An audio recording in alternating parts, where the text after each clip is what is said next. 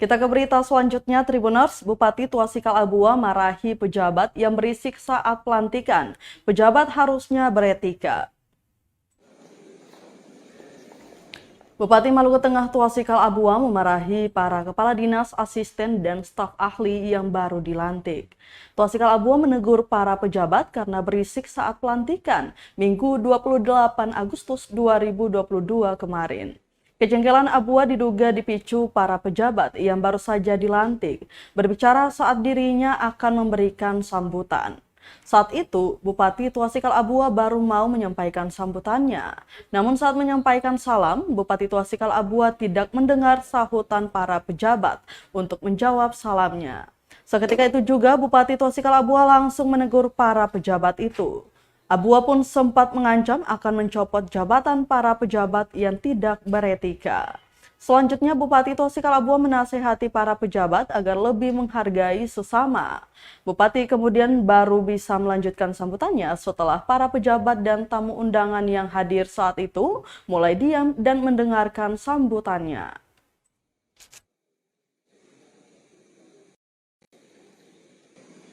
Itu harus saling menghormati dong.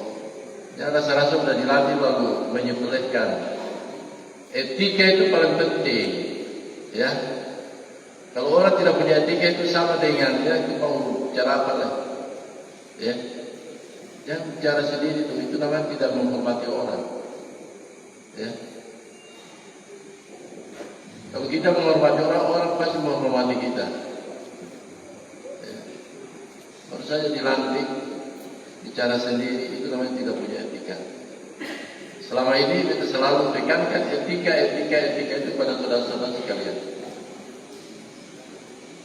Kalau kita tidak punya etika, maka sama dengan kita berada pada lingkungan lain.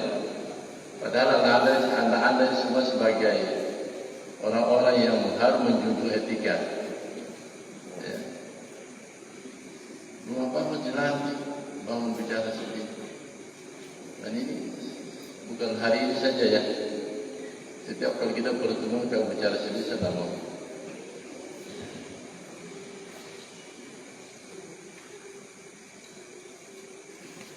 Jangan mengira bahwa nanti tanggal 8 ini kita mengakhiri masa tugas. Ya. Jangan.